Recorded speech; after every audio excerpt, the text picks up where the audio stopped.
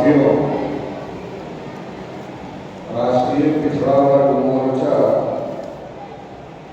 जो कि पिछड़े वर्ग का मतलब ओबीसी समाज का राष्ट्रीय स्तर का संगठन है और राष्ट्रीय पिछड़ा वर्ग मोर्चा के माध्यम से पूरे देश भर में ओबीसी समाज को जागृत करने का काम, जागृत करके संगठित करने का काम और संगठित करके सड़कों पर उतरकर संघर्ष करने का काम निरंतर किया जा रहा है, ताकि जो ओबीसी समाज के हक अधिकार हैं वो हक अधिकार ओबीसी समाज को मिल सके। देश में हमारी पॉपुलेशन बहुत ज्यादा, 52% हमारी पॉपुलेशन 31 की सेंसस के अनुसार है। 1931 में जब अंग्रेज देश में थे और देश आजाद नहीं हुआ था, तब अंग्रेज जाति के आधार पर जनगणना करते थे और अंग्रेजों ने जाति के आधार पर जो जनगणना किया उसके मुताबिक हमारी पॉपुलेशन देश में 52% है। अगर आज की तारीख में ये जनगणना हो जाए तो ये पॉपुलेशन 60% से ऊपर भी जा सकती है या 60% के आसपास तक रह सकती है। पंजाब में लगभग 42% ओबीसी समाज के लोग हैं, मगर यदि जनगणना हो तो ये संख्या बढ़ भी सकती है। तो देश में हमारी पॉपुलेशन ज्यादा है, हमारी संख्या ज्यादा है, हम लोग देश में ज्यादा और देश में लोकतंत्र है। लोकतंत्र का मतलब ये होता है ज्यादा संख्या वालों का तंत्र। लोकतंत्र का ये भी मतलब होता है कि ज्यादा संख्या वालों का तंत्र, मतलब ज्यादा संख्या वाले देश को चला सकते हैं, क्योंकि बहुमत से देश चलता है। मगर देश में ओबीसी की संख्या ज्यादा होने के बावजूद भी हम ओबीसी समाज के लोग देश को तो चलाने की स्थिति में नहीं, लेकिन इससे भी ज्यादा बड़ी बात यह है कि हम अपनी गिनती भी कराने की स्थिति में नहीं। इसलिए तो विषय बनाना पड़ा कि जाति आधारित जनगणना और ओबीसी की जनगणना होनी चाहिए। जिनको देश चलाने की स्थिति में होना चाहिए था वो अपनी काउंटिंग कराने की स्थिति में नहीं है, अपनी गिनती कराने की स्थिति में नहीं है। इतना ज्यादा हमारी बड़ी समस्या है, ये कोई छोटी मोटी समस्या नहीं। अब इतनी बड़ी हमारी समस्या क्यों है? इतनी बड़ी हमारी समस्या इसलिए है क्योंकि हम संगठित नहीं। संख्या हमारी ज्यादा है मगर हमारे अंदर जातीय चेतना ज्यादा है, वर्गीय चेतना नहीं। मान लो आज ये सम्मेलन हो रहा है तो स्टेज से हर व्यक्ति ओबीसी की बात कर रहा है, वही व्यक्ति यहां से नीचे उतरेगा, हाल के बाहर जाएगा तो अपनी जाति की बात करेगा, ओबीसी की बात नहीं करेगा। तो इसका मतलब यह है कि हम ओबीसी अभी भी बन नहीं पाए। संविधान ने हमको ओबीसी मान लिया, सरकार ने हमको ओबीसी मान लिया, ओबीसी के नाम पर हमको रिजर्वेशन भी मिला, जितना मिलना चाहिए था उतना नहीं मिला, मगर मिला। मगर जाति के नाम पर कोई रिजर्वेशन नहीं है, मगर फिर भी जाति प्रधान है। जाति ऊपर है और ओबीसी नीचे है। अधिकार ओबीसी के नाम पर है, अधिकार जाति के नाम पर नहीं है। मगर हम जाति के नाम पर ज़्यादा काम करते हैं और ओबीसी के नाम पर कम काम करते हैं। जब तक ओबीसी नहीं बनेगा तब तक ओबीसी की समस्याओं का समाधान नहीं हो। देश भर में राष्ट्रीय पिछड़ा वर्ग मोर्चा ये कोशिश कर रहा है कि ओबीसी पहले तो ओबीसी बन जाए, जब ओबीसी बन जाएगा तो मूल निवासी भी बन जाएगा। अभी ओबीसी ही नहीं बना है, बड़ी समस्या है। जिससे हमको हक अधिकार मिल रहा है वही नहीं बन रहा है, तो इसको बनाने की जरूरत है। इसके लिए देश भर में राष्ट्रीय पिछड़ा वर्ग मोर्चा काम कर रहा है। जब नीट में ओबीसी को आरक्षण नहीं दिया गया तो देश भर में हम लोगों ने लड़ने का काम किया और नीट में ओबीसी को रिजर्वेशन बहाल किया। अभी महिला आरक्षण में ओबीसी को गायब कर दिया गया। अब महिला आरक्षण में ओबीसी को गायब कर दिया है। ओबीसी को कोई चिंता है इस बात की? अगर ओबीसी को चिंता हो जाए 48 घंटे से ज्यादा नहीं लगे। जितनी बड़ी हमारी संख्या है, अगर हम मैदान में उतर जाएं तो 48 घंटे से ज्यादा नहीं लगेगा। हमारा जो हक है वो हम ले लें। लेकिन ये चेतना पैदा करने की जरूरत है। ये चेतना ओबीसी समाज के अंदर नहीं है और इसकी वजह से ये सारी समस्याएं पैदा हो गई हैं। तो हमें वर्गीय चेतना पैदा करना पड़ेगा, ओबीसी के नाम पर चेतना पैदा करना पड़ेगा, तब हमारी समस्याओं का समाधान होगा। एक बात तो मैं ये कहना चाहता हूं। दूसरी बात ये कहना चाहता हूं कि आजादी को 75 साल हो। 75 साल में देश में जानवरों की गिनती हो गई, कुत्तों की भी गिनती हो गई, और ताली बजाने वालों को आप लोग क्या कहते हैं? क्या कहते हैं?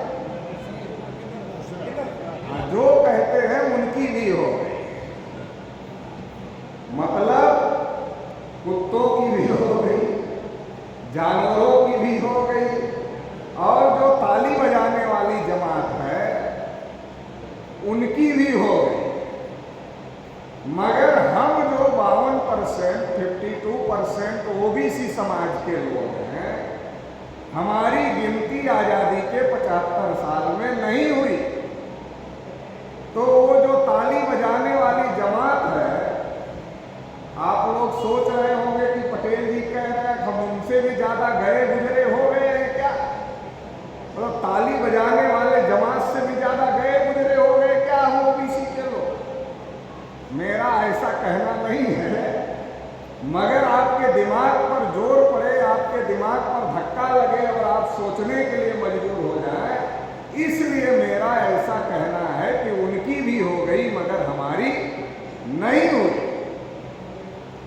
और देश का जो शासक वर्ग है वो हमें ताली बजाने वाली जमात में ही कन्वर्ट करना चाहता है। अब आजादी के 75 साल होने पर अमृतोत्सव मनाया जा रहा है, अमृतकाल चल रहा है, ताली हम लोग बजा रहे हैं कि नहीं बजा रहे?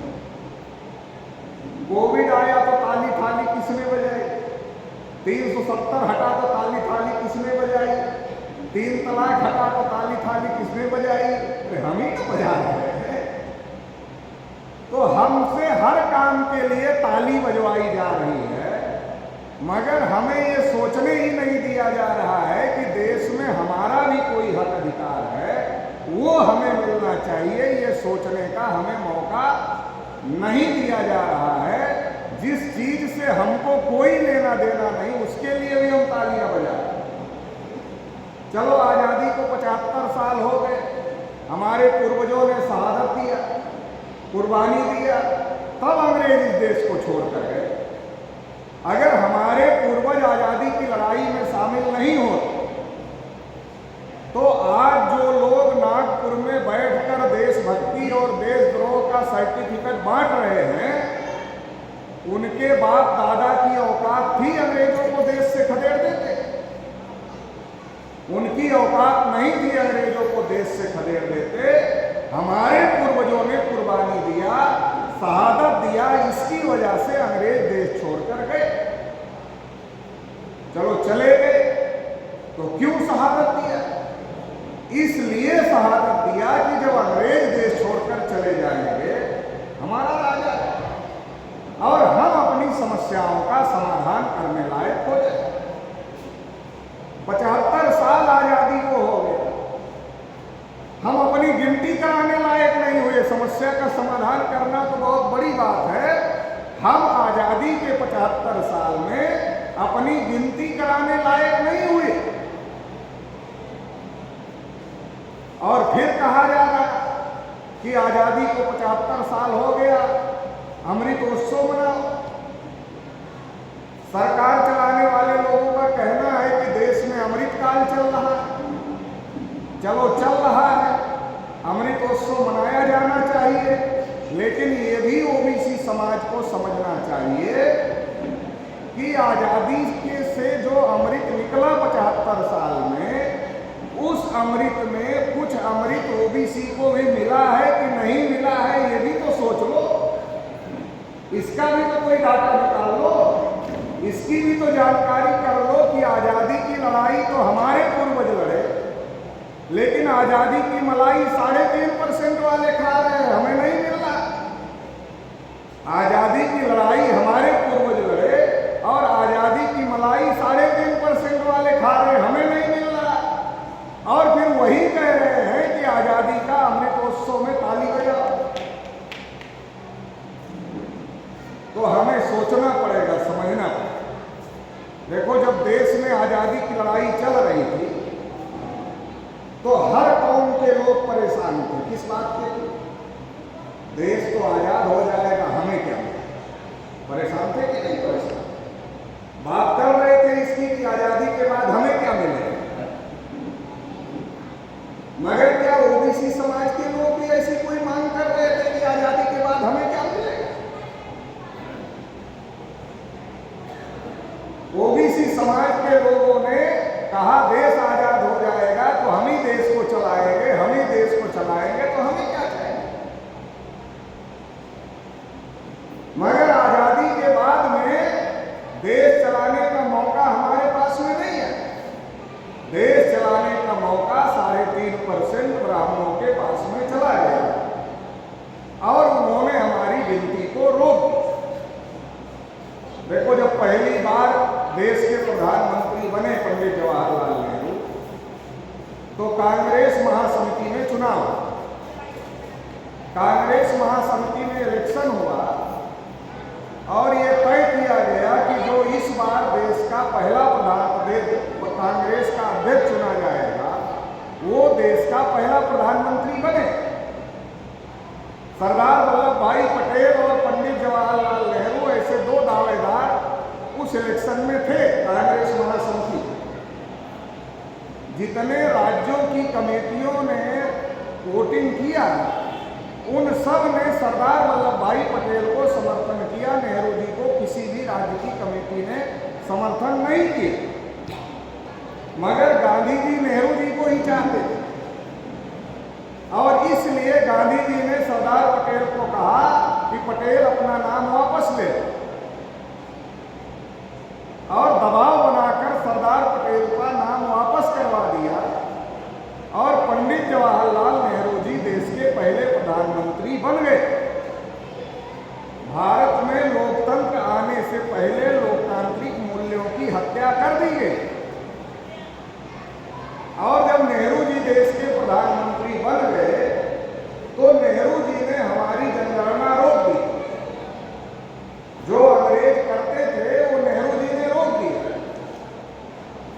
मैं बहुत दिन तक सोचता कि नेहरू जी ने क्यों रोक दिया, हमसे कौन सी दुश्मनी थी नेहरू जी की? तो नेहरू जी की हमसे कोई दुश्मनी थी? मैं खोज रहा था क्या दुश्मनी थी, पता ही नहीं चला। जब मैंने पढ़ा कि नेहरू जी पहले प्रधानमंत्री कैसे बने, फिर मुझे समझ में आया कि नेहरू जी ने सोचा कि कांग्रेस पार्टी को चटर्जी, मुखर्जी, बनर्जी, गोखले, तिलक, आगरकर इन ब्राह्मणों ने बनाया, मतलब नेहरू जी के पूर्वजों ने बनाया। उस कांग्रेस पार्टी के अंदर का चुनाव गांधी जी का समर्थन होने के बावजूद भी नेहरू जी नहीं जीते। तो नेहरू जी को लगा कि गांधी जी की कृपा से हम पहले प्रधानमंत्री तो हो गए, लेकिन अगर जाति आधारित जनगणना होती रही तो मैं पहला और आखिरी ब्राह्मण प्रधानमंत्री हो जाऊंगा, इसके बाद कोई दूसरा ब्राह्मण देश का प्रधानमंत्री बनने की संभावना खत्म हो जाए। क्यों? पहला इलेक्शन कब हुआ? 1952 में, 1952। और जनगणना कब हुई?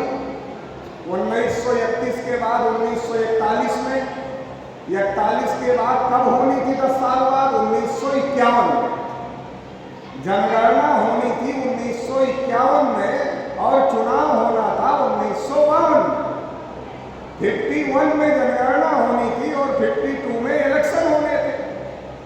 अगर मान लो 51 में ये सेंसस होती और उस सेंसस में ये डाटा निकल कर आता कि देश में ओबीसी 52% है और ब्राह्मण 3.5%।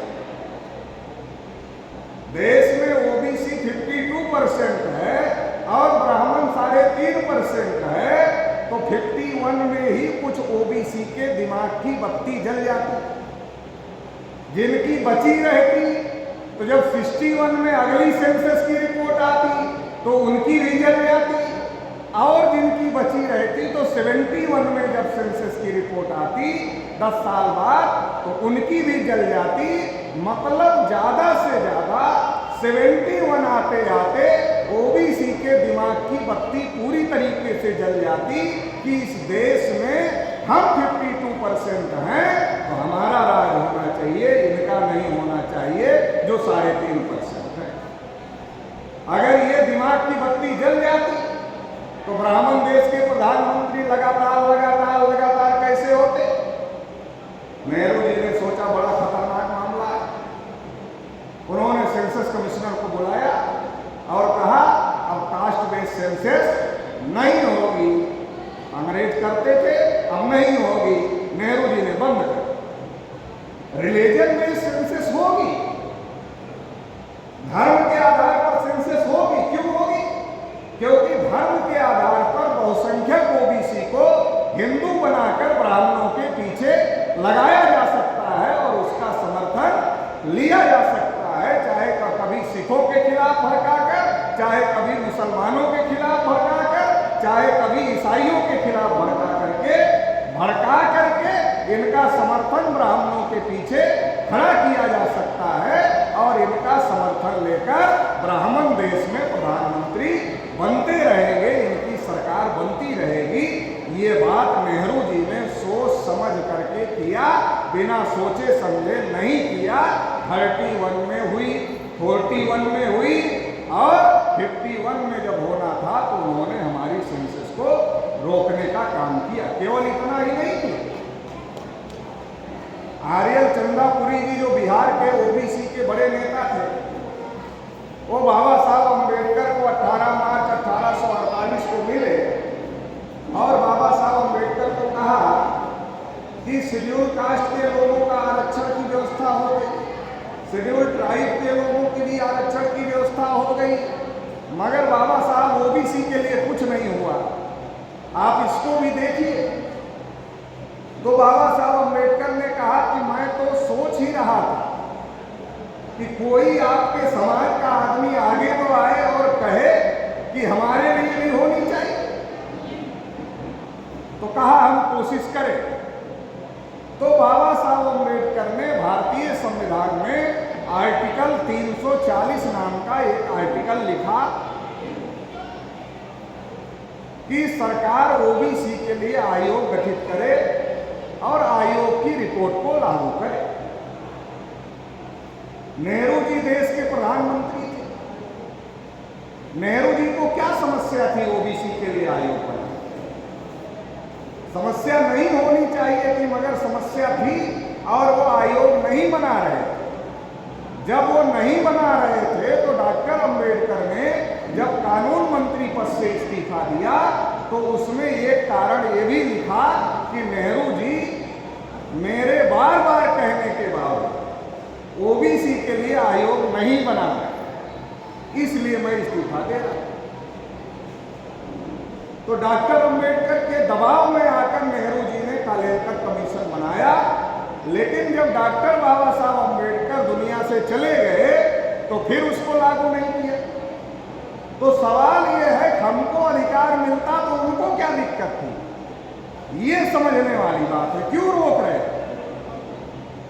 क्योंकि नेहरू जी को और ब्राह्मणों को ऐसा लगता था कि देखो, शेड्यूल कास्ट को रिजर्वेशन मिल गया, शेड्यूल ट्राइब को रिजर्वेशन मिल गया, अगर 52% ओबीसी को भी रिजर्वेशन मिल जाए तो ये सारे रिजर्व कैटेगरी हो जाए, तो 22.5% शेड्यूल कास्ट, शेड्यूल ट्राइब और 52% ओबीसी।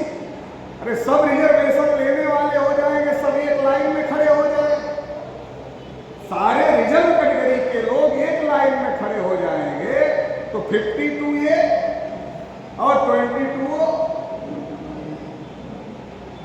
तो 74.5% के आसपास ये एक लाइन में खड़े हो जाए।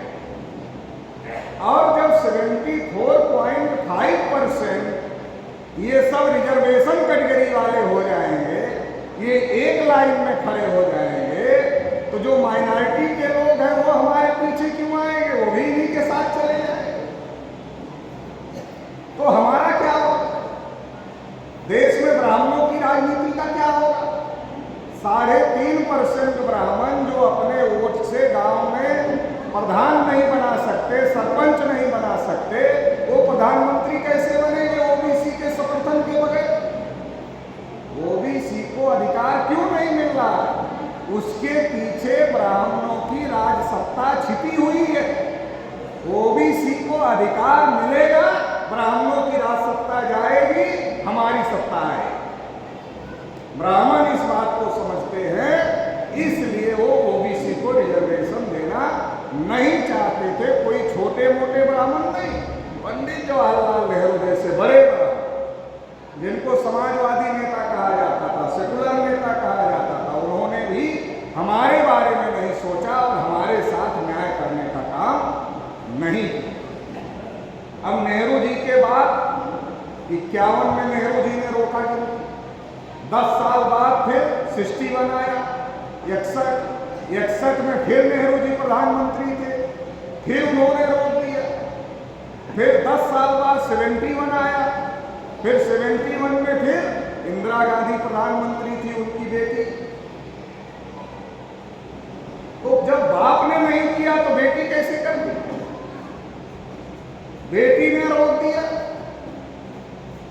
और केवल रोका नहीं, ओबीसी का मुद्दा दबाने के लिए खालिस्तान और हिंदुस्तान का मामला खड़ा करवाए, ताकि ये लड़ाई शुरू हो जाए तो ओबीसी के हक की जो लड़ाई चल रही है वो लड़ाई कब हो जाए। ये भी इंदिरा जी ने किया, उसमें उनकी जान गई।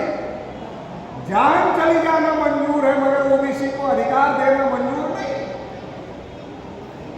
जान गंवाना मंजूर है, ओबीसी को अधिकार देना मंजूर नहीं। 71 और 81 में इंदिरा जी ने रोका। राजीव जी प्रधानमंत्री बने तो उन्होंने क्या किया?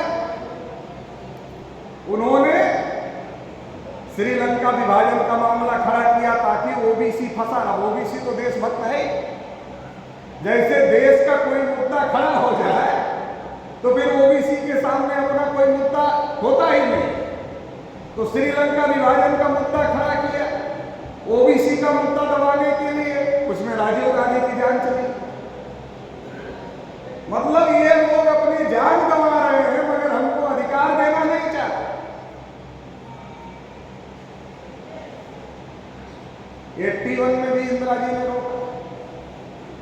91 में नरसिम्हा राव देश के प्रधानमंत्री, तेलंगाना के दक्षिण भारत के ब्राह्मण। जो बात नेहरू जी को समझ में आती थी, इंदिरा जी को समझ में आती थी, राजीव जी को समझ में आती थी, वो बात नरसिम्हा राव को भी समझ में आई और उन्होंने भी हमारी गिनती नहीं होने दी। फिर 10 साल बाद 2001 आ गया। 2001 में कौन था देश का प्रधानमंत्री? तो अटल बिहारी वाजपेयी, जिनको हम लोग ओबीसी के लोग कहते हैं बहुत अच्छे आदमी, मगर वो भी समझते थे। वैसे वो नेहरू जी के विरोध में भाषण करते थे पार्लियामेंट में, विरोधी पार्टी के नेता थे। जब कांग्रेस नहीं कर रही थी तो बीजेपी को तो कर ही लेना चाहिए था, क्योंकि अपोजिशन पार्टी थी। अपोजिशन पार्टी को मौका मिला तो उसको हमारी सेंसस करनी चाहिए थी, मगर अटल जी भी ब्राह्मण ही थे। तो जो बात नेहरू जी को समझ में आती थी, मतलब जो कांग्रेस के ब्राह्मण को समझ में आती थी, वो बात बराबर बीजेपी वाले ब्राह्मण को समझ में आती थी। उसमें कोई कमी नहीं थी समझ में, और अटल जी ने भी नहीं किया। अटल जी भी समझते थे ये हो गया तो अटल बिहारी आखिरी ब्राह्मण प्रधानमंत्री, इसके बाद नहीं बने। अटल जी ने नहीं किया।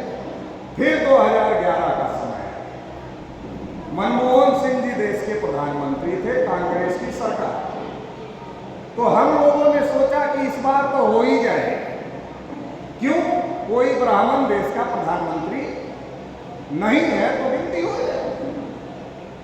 तो हम लोगों ने भारत मुक्ति मोर्चा के माध्यम से वामन मेश्राम जी के नेतृत्व में 51,000 कार्यक्रम पूरे भारत में लगाया और उसके पर्चे पर लिखा, देश में जानवरों की गिनती होती है मगर ओबीसी की गिनती नहीं होती। और जितने ओबीसी के नेता थे छोटे बड़े, सबके घर में वो पंपलेट पहुंचा दिया कि जानवरों की होती है तुम्हारी नहीं होती। नेताओं ने पढ़ा, जानवरों की होती है हमारी नहीं होती। नेताओं ने पार्लियामेंट बंद कर दिया कि जानवरों की गिनती करते हो, हमारी नहीं करते। मनमोहन सिंह जी प्रधानमंत्री थे, प्रधानमंत्री के तौर पर सामने आए और कहा कि हम करें। मामला शांत हुआ, ये हुआ जनगणना हो जाए। फिर आरएसएस, बीजेपी और कांग्रेस के ब्राह्मणों ने मीटिंग की, कहा तुम्हारे पूर्वज जवाहरलाल नेहरू से लेकर सारे और हमारे पूर्वज अटल बिहारी, ये दोनों को अकल नहीं थी, तुमको ज्यादा अकल हो गई क्या? ये रोक कर रखे हैं इतने दिन से और तुम करते जा रहे हो, क्या हो रहा? तो कांग्रेस के लोगों ने मनमोहन सिंह जी को फैसला नहीं करने दिया। फैसला करने के लिए कहा मंत्रियों की एक टीम बनेगी, वो फैसला करेगी। उसका चेयरमैन प्रणब मुखर्जी जो बंगाल के ब्राह्मण थे उनको बना दिया। मतलब मनमोहन सिंह जी प्रधानमंत्री थे, लेकिन उनको फैसला लेने का अधिकार नहीं था। फैसला लेने का अधिकार प्रणब मुखर्जी को दिया गया, जो कि जाति के ब्राह्मण थे और बंगाल के ब्राह्मण थे। तो उन्होंने फैसला ले लिया। क्या फैसला ले लिया? जनगणना नहीं होगी। कहा नहीं होगी, ऐसा कहोगे तो प्रधानमंत्री ने संसद में आश्वासन दिया है हम करेंगे, और अगर नहीं होगी ऐसा कहोगे तो बवाल होगा। तो कहा ठीक है, मूर्ख बना देते। तो मूर्ख बनाने के नाम पर सोशियो इकोनॉमिक सर्वे किया। राहुल गांधी बोलते ना हमने जनगणना की, झूठ बोलते। लाइव चल रहा है, झूठ बोलते हैं राहुल गांधी, जनगणना नहीं किया, सर्वे किया। जैसे नीतीश कुमार जी बिहार में कर रहे हैं, तो क्या कर रहे हैं? जनगणना कर रहे हैं, सर्वे कर रहे हैं। सर्वे और सेंसस में अंतर है। सेंसस एक्ट 1948 के तहत हर 10 साल में सेंसस होती है, जिसके आंकड़े मानना बाध्यकारी होता है। सर्वे की कोई वैल्यू नहीं होती है, कोई माने कोई ना माने उसकी कोई वैल्यू नहीं है और इसलिए वो आंकड़े आज तक जारी नहीं हुए। अगर वो सेंसस एक्ट के तहत होता तो आंकड़े पब्लिश करना पड़ता। सर्वे हुआ इसलिए वो आंकड़े आज तक पब्लिश नहीं हुए। फिर धोखाधड़ी हो गई, मनमोहन सिंह जी को प्रधानमंत्री रहते हुए साइड कर दिया और प्रणब मुखर्जी जो ब्राह्मण थे उन्होंने फिर फैसला ले लिया कि नहीं होगी जनगणना। हम लोग समझते थे कि प्रणब मुखर्जी जी सेकुलर ब्राह्मण है। राष्ट्रपति बनने के बाद जब रिटायर हुए फिर आरएसएस की शाखा में चले गए। फिर पता चला कि हम तो ऊपर ऊपर देख रहे थे तो सेकुलर लग रहे थे, अंदर वाला नहीं देख पाए थे इसलिए पता नहीं चला। तो ये लगातार हो रहा है। और फिर इसको दबाने के लिए जो इतना बड़ा गिनती का मामला खड़ा हुआ था, इसको दबाने के लिए दो नमूने पूरे भारत से ढूंढ लिए कांग्रेस बीजेपी ने मिलकर। एक बाबा रामदेव, एक अन्ना हजारे। बाबा रामदेव ने कहा कि हम काला धन वापस लाएंगे और अन्ना हजारे ने कहा हम भ्रष्टाचार मिटाएंगे, जन लोकपाल लाएंगे। दोनों की नाटक नौटंकी टीवी वाले खूब बढ़ा चढ़ाकर दिखाना शुरू कर दी। हम लोग समझ गए कि ये हमारी सेंसस को दबाने का मामला है। तो हम लोगों ने 1 सितंबर 2011 को दिल्ली के रामलीला मैदान में 5 लाख लोगों की रैली रखी।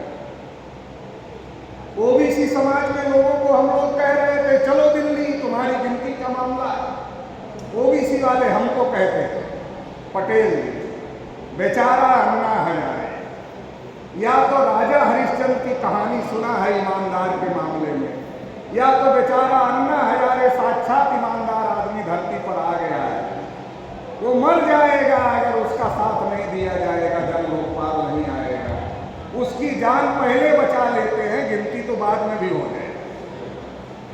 हमको लड़ना था गिनती की लड़ाई, हम लड़ लिए अन्ना जी के साथ मिलकर जन लोकपाल लाने की लड़ाई। मैंने उस समय कहा ओबीसी के लोगों, जिस दिन तुम्हारी गिनती का मामला दब जाएगा उस दिन अन्ना हजारे अखबार के पन्ने से गायब हो जाए।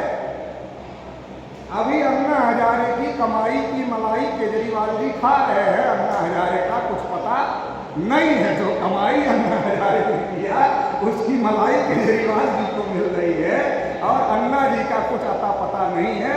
मैं महाराष्ट्र के दौरे पर था, 1.5-2 महीने का हमारा दौरा था। लगभग विधानसभाओं में मैं गया महाराष्ट्र। तो मैंने पूछा भाई अन्ना जी नहीं दिख रहे हैं क्या? अरे देश में नहीं दिख रहे हैं, तुम्हारे महाराष्ट्र के हैं तो कोई सूचना होगी तुमको? कहा खबर नहीं आती अखबार। एक दिन खबर आई थी, महाराष्ट्र वालों ने कहा एक दिन खबर आई थी अन्ना हजारे कि अन्ना हजारे ने ये कहा कि हमारा इस्तेमाल हो गया।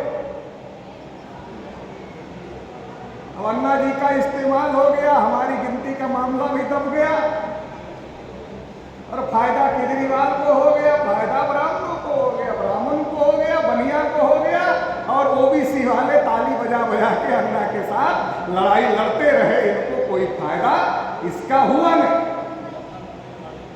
बाबा रामदेव से एक दिन कुमार विश्वास ने पूछा मजाक मजाक, कहा बाबा जी कब आने वाला है? कहा क्या? अरे कहा वही जो आप लाने वाले थे। कहा क्या लाने वाले थे? तो कुमार विश्वास ने कहा वही काला धन। कहा उसकी बात मत करो, हम अपना धन बढ़ाने में लगे हैं कि काला धन की चिंता कर रहे हैं। तो बाबा जी का भी धन कई गुना बढ़ गया, उनका भी काम हो गया, सबका काम हो गया, क्योंकि वो एक नौटंकी थी, एक नाटक था, उसमें सबका रोल तय किया गया था। और अन्ना हजारे बेचारे ईमानदारी से उनको गांधी जी बना दिया गया बढ़ा चढ़ा करके, और वो ईमानदारी में अपनी जान कुर्बान करने के लिए दिल्ली आ गए थे और जब काम पूरा हो गया तभी उनको कोई पूछ नहीं रहा है। इस प्रकार से ओबीसी की गिनती का मुद्दा फिर दबा दिया, बार बार दबाया जा रहा। 16 नवंबर 92 को जब मंडल कमीशन का फैसला आया, अभी अगर मैं यहां पूछूं कि मंडल कमीशन की रिपोर्ट कितने लोगों ने पढ़ा है? हाथ खड़ा कर। 1 2 3 4 5 6 7 8, मतलब इतने लोगों में 8 लोगों का हाथ खड़ा हुआ, 2-4 और आगे पीछे हो गए, 10 मान लेते हैं। इसका मतलब ये टोटल 10% भी नहीं है। अब आप समझिए हम कितने जागृत हैं। जिस रिपोर्ट की वजह से हमें रिजर्वेशन मिल रहा है और हम लगातार आरक्षण की लड़ाई लड़ रहे हैं, वो रिपोर्ट हम पढ़े नहीं। हम क्यों नहीं पढ़े? क्योंकि जब वो रिपोर्ट लागू हुई तब तो देश में उसकी चर्चा हुई ही नहीं टीवी अखबार में कि हमें जानकारी मिले।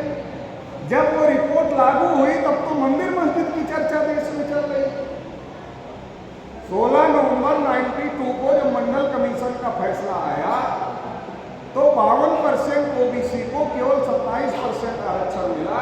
27% में क्रीमी लेयर लगा। क्रीमी लेयर क्या है? अगर क्रीमी लेयर अच्छी चीज होती तो अब तक ओबीसी का कोटा पूरा हो गया। क्रीमी लेयर को अगर आसान भाषा में समझना है तो हम ऐसे समझ सकते हैं, जिसके पास दांत है उसको चना नहीं मिले, और जिसके पास दांत नहीं है उसको चना दिखाया जा रहा है, खा लो। अब दांत नहीं है तो चना कैसे खाए? और दांत है, चना खा सकता तो उसे मिलेगा नहीं। जिस ओबीसी की इनकम इतनी है कि वो इस महंगी एजुकेशन के दौर में अपने बच्चे को पढ़ा सकता है, अच्छी एजुकेशन दिला सकता है, वो क्रीमी लेयर में है, उसको फायदा रिजर्वेशन का नहीं मिलेगा। अच्छा, वो मजबूत है, बुद्धि में भी मजबूत है, पैसे में भी मजबूत है, उसको फायदा ही नहीं मिलेगा तो लड़ाई क्यों लड़ेगा आरक्षण की? और जो कमजोर है, पैसे में कमजोर है, बुद्धि में भी कमजोर है, पढ़ाई लिखाई में भी कमजोर है, उसको इसलिए नहीं मिलेगा कि वो पढ़ ही नहीं पाएगा, ले ही नहीं पाएगा, वो क्यों लड़ेगा? ओबीसी की लड़ाई कमजोर क्यों है? जो मजबूत हो गया है उसे आरक्षण नहीं मिलेगा, इसलिए वो नहीं लड़ेगा। और जो कमजोर है, जो पढ़ा ही नहीं सकता अपने बच्चे को, तो वो जानता है कि हम क्या करेंगे लड़के, तो इसलिए आरक्षण की लड़ाई नहीं लड़ेगा। ऊपर वाला भी नहीं लड़ेगा, नीचे वाला भी नहीं लड़ेगा, ऊपर वाले को भी नहीं मिलेगा, नीचे वाले को भी नहीं मिलेगा, खत्म मामला रिजर्वेशन। इसलिए 6% आंकड़ा, 27% लागू है, 6%। कागज में 27, प्रैक्टिकल में 6। ये है ओबीसी। तो जब 92 में फैसला आया, 52 को 27 मिला, 27 में क्रीमी लेयर लगा, ये तो धोखाधड़ी थी, क्योंकि संविधान निर्माता क्रीमी लेयर के खिलाफ थे। और इसलिए जब शेड्यूल कास्ट, शेड्यूल ट्राइब का रिजर्वेशन लागू हुआ तो क्रीमी लेयर पर चर्चा हुई संविधान सभा में, और इसको रिजेक्ट कर दिया गया कि शेड्यूल कास्ट, शेड्यूल ट्राइब के रिजर्वेशन पर क्रीमी लेयर नहीं होगा। तो ओबीसी के रिजर्वेशन पर क्रीमी लेयर क्यों? नहीं होना चाहिए था, मगर कर दिया। अच्छा, जब शेड्यूल कास्ट की जितनी संख्या उतना रिजर्वेशन मिला, शेड्यूल ट्राइब की जितनी संख्या उतना रिजर्वेशन मिला, इसका मतलब क्या है? इसका मतलब यह है कि संविधान निर्माता ऐसा मानते थे कि जिसकी जितनी संख्या है उसको उतना हिस्सेदारी होनी चाहिए, उसका उतना रिप्रेजेंटेशन होना चाहिए, उसका उतना प्रतिनिधित्व होना चाहिए। इसलिए शेड्यूल कास्ट, शेड्यूल ट्राइब को संख्या के अनुपात में रिप्रेजेंटेशन दे दिए। जब शेड्यूल कास्ट, शेड्यूल ट्राइब को संख्या के अनुपात में दिया, इसका मतलब संविधान ये मानता है कि संख्या के अनुपात में प्रतिनिधित्व मिलना चाहिए। तो ओबीसी को क्यों नहीं मिले? सवाल है, ओबीसी को क्यों नहीं मिले? संविधान में कहां लिखा है 50% से ज्यादा रिजर्वेशन नहीं हो सकता? कहीं नहीं लिखा। ये सुप्रीम कोर्ट के जजों को रात में सपना आ गया, हाईकोर्ट से सपना आ गया कि 50% से ज्यादा आरक्षण नहीं हो सकता है, और उन्होंने रोक दिया। ये सुप्रीम कोर्ट ने कहा, संविधान ने नहीं कहा। और ओबीसी को क्या समझाया? अब देखो, इतना परसेंट शेड्यूल कास्ट ने ले लिया अपने देश में, इतना परसेंट शेड्यूल ट्राइब ने ले लिया पहले से, अब क्या करें, 50% से ज़्यादा हो नहीं सकता, तो जितना बच रहा है उतना ही मिलेगा तुमको। इसका मतलब दूसरा मतलब क्या है? इसका दूसरा मतलब है कि तुम हमसे मत लड़ो, तुम शेड्यूल कास्ट वालों से लड़ो, क्योंकि उन्होंने पहले ले लिया, इसलिए जितना 50% में बच रहा है उतना तुमको मिल रहा है, तुम्हारे हिस्से का उन्होंने ले लिया। अरे उन्होंने तो अपने हिस्से का लिया जितनी उनकी संख्या थी, हमारा जो हिस्सा था वो हमको मिलना चाहिए था, मगर इतनी चालाकी से हमको समझा दिया गया और हम समझ गए। इतना बड़ा धोखा हमारे साथ हो गया। मंडल कमीशन की केवल एक सिफारिश लागू की गई, बाकी सिफारिश लागू नहीं की गई, ये भी धोखा था। अब इतने बड़े बड़े धोखे हुए तो इसके खिलाफ हम लोगों को दिल्ली का पार्लियामेंट घेरना चाहिए, मगर घेरते कैसे? ओबीसी वाले तो चले गए अयोध्या। आरएसएस बीजेपी के लोगों ने कहा कि भाई राम जी का मंदिर बनना बहुत जरूरी, तो हमारे ओबीसी के लोग चंदा तो देते ही रहते हैं, उसमें तो कोई कमी नहीं है, तो कहा ले जाओ चंदा। कहा चंदा का मामला नहीं है, मामला है जहां राम जी पैदा हुए थे वहां मस्जिद है, अब उसको गिराए बगैर मंदिर कैसे बनेगा? कहा चलो अयोध्या। जिनको दिल्ली घेरना चाहिए था वो अयोध्या घेर लिए मस्जिद। अब ओबीसी की ताकत तो है ही 52%, 52%। हाथी देखा है ना आप लोगों ने? तो हाथी जो होता है उसकी शरीर कितनी बड़ी होती है, ताकत कितना होती है उसके पास, लेकिन जो हाथी की आंख होती है वो आगे की साइड में छोटी ही होती है, तो हाथी अपना शरीर देख नहीं पाता। हाथी जो अपना शरीर नहीं देख पाता तो हाथी अपनी ताकत का अंदाजा नहीं लगा पाता, और हाथी जो अपनी ताकत का अंदाजा नहीं लगा पाता तो ये दुबला पतला टिलटिला आदमी हाथी के ऊपर बैठता है और उसकी सवारी करता है, और हाथी उसके नियंत्रण में काम करता है। अगर हाथी को अपनी शरीर दिख जाए, अपनी ताकत पता चल जाए, तो दुबला पतला आदमी हाथी को कंट्रोल नहीं कर सकता। जैसे हाथी को अपनी ताकत नहीं पता है, वैसे ओबीसी को भी अपनी ताकत नहीं पता है, इसलिए 3.5%, दुबला पतला ही हो गया ना 3.5%, हम 52%, वो 3.5%, कितना पतला हो गया? वो पतला आदमी हमारे ऊपर नियंत्रण किया हुआ है और हमारे दिमाग को घुमा रहा है।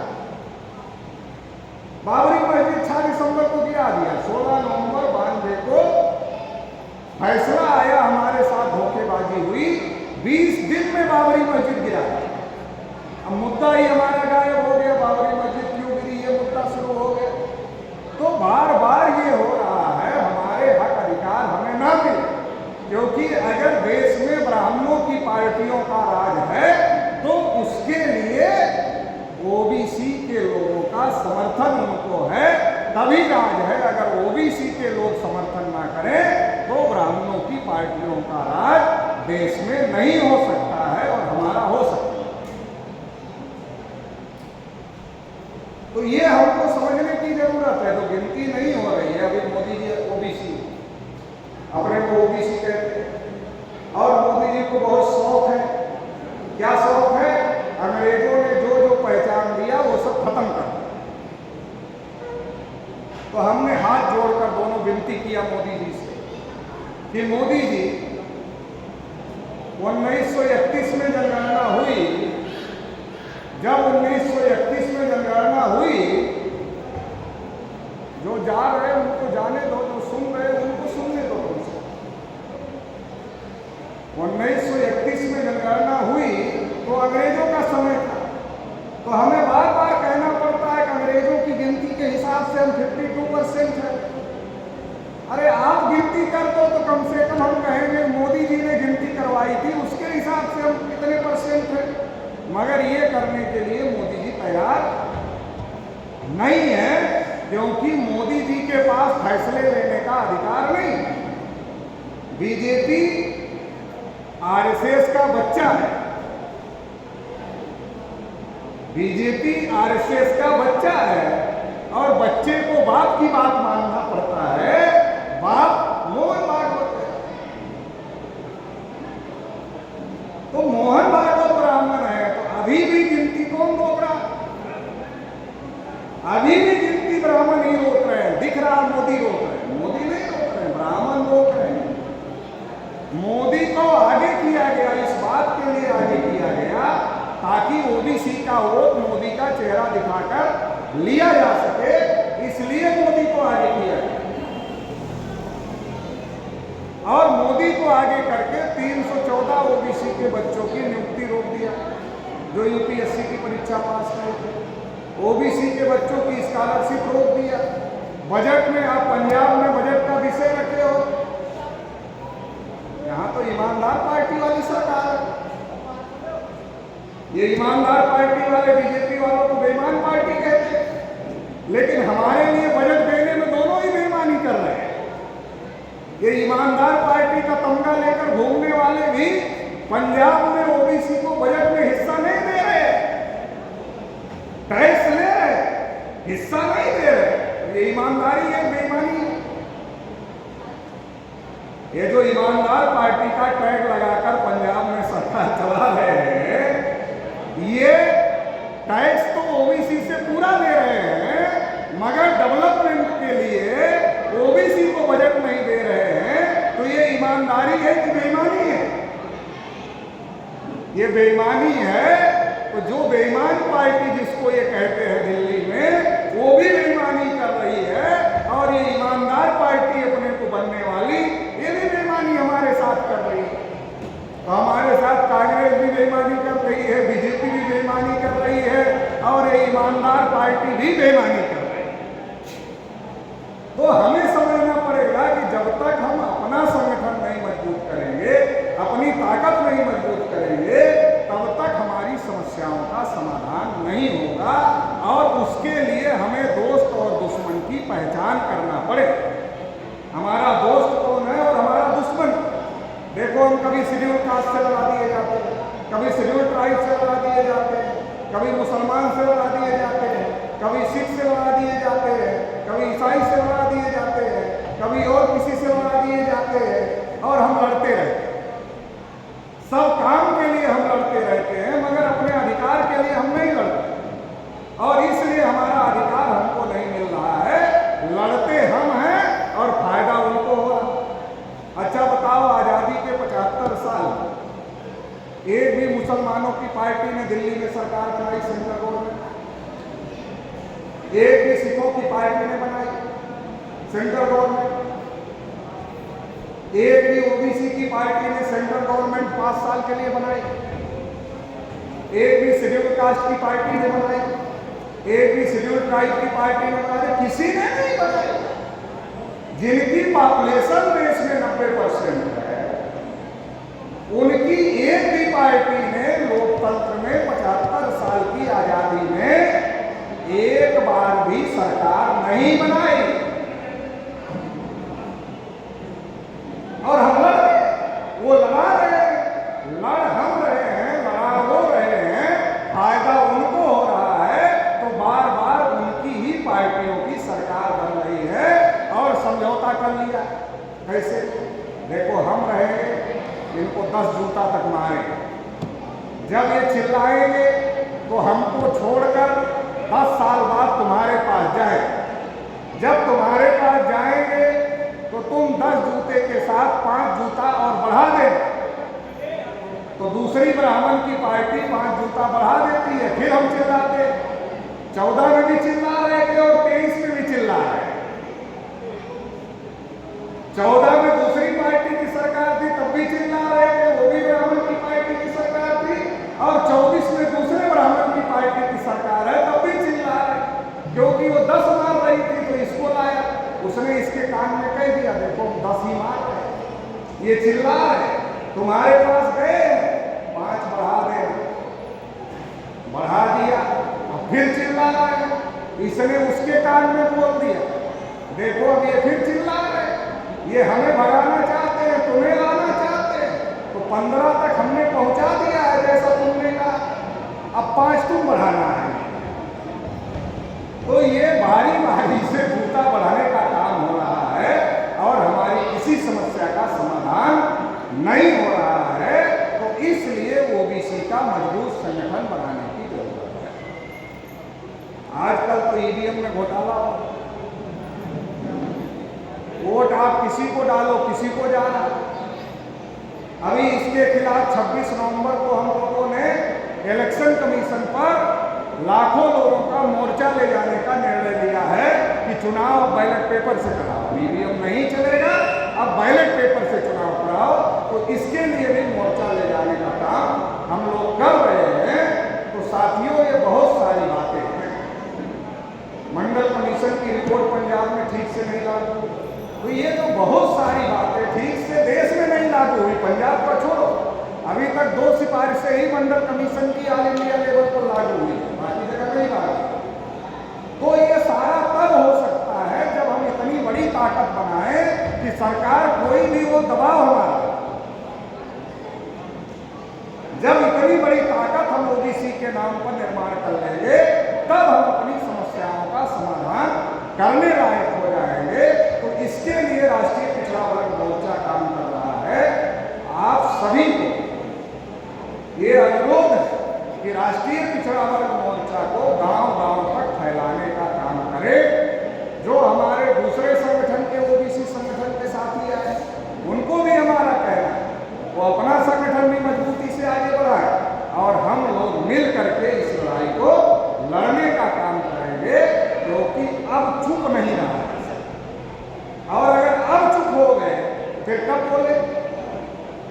फिर तो बोलने लायक ही नहीं रहे। अभी देश में क्या हो रहा है? मोदी जी ने कहा देश नहीं बिकने दूंगा, अभी कह रहे हैं देश नहीं बचने दूंगा। जब तक एक एक चीज अदानी को नहीं दे दूंगा तब तक चैन से नहीं बैठे। ये तो आप लोगों को बहुत धन्यवाद मुबारकबाद देना चाहता हूं कि पंजाब और हरियाणा के किसानों ने देश भर के किसानों की जमीन बचा लिया, नहीं तो बचती नहीं है, देश भर की चली जाए। पंजाब और हरियाणा के किसानों ने देश भर के किसानों का जमीन बचा लिया, नहीं तो ये बचने वाली नहीं थी। अडानी लेकर जाने ही वाला था। तो भारत के अंदर भारत बचेगा ऐसी सोच आरएसएस के लोगों की नहीं है, और जैसी सोच आरएसएस के लोगों की है वैसा काम मोदी जी को आगे करके करवाया जा रहा है। आप मूर्ख से मूर्ख आदमी अपने गांव गली मोहल्ले में खोज लो, उसके हाथ में कुल्हाड़ी दे दो और कहो कि अपने पैर पर कुल्हाड़ी मार। कुल्हाड़ी समझते हैं? तो कुल्हाड़ी मारेगा कोई आदमी अपने पैर पर? महामूर्ख आदमी भी कहेगा कि हम इतने मूर्ख नहीं है कुल्हाड़ी अपने पैर पर। तो मोदी जी इतने मूर्ख कब से हो? मोदी जी भी इतने मूर्ख नहीं। कुल्हाड़ी मोदी जी नहीं है, मोदी जी कुल्हाड़ी में जो लकड़ी लगती है उसका काम कर रहे हैं, जिसको पकड़कर मोहन भागवत हमारा पैर काटने में लगा हुआ है। मोदी जी तो केवल कुल्हाड़ी की लकड़ी का काम कर रहे हैं। मोदी जी अकेले नहीं कर रहे, हमारे आपके बीच से बहुत सारे उनके साथ ऐसा काम कर रहे हैं। तो हमें समाज को जागृत करने की जरूरत है, संगठित करने की जरूरत है, और जागृत और संगठित करके एक बड़ा आंदोलन और जन आंदोलन खड़ा करने की जरूरत है। ओबीसी का इस बार देश भर में 17 राज्यों में राज्य अधिवेशन हो रहे हैं। अलग अलग राज्यों में हमारी परिवर्तन यात्राएं चल रही, और लखनऊ में हम लोग 5 नवंबर को इसका राष्ट्रीय अधिवेशन करने जा रहे हैं। तो देशव्यापी ओबीसी का संगठन खड़ा हो, और एससी एसटी के लोग पहले से जागृत हैं, वो हमारी मदद कर रहे हैं।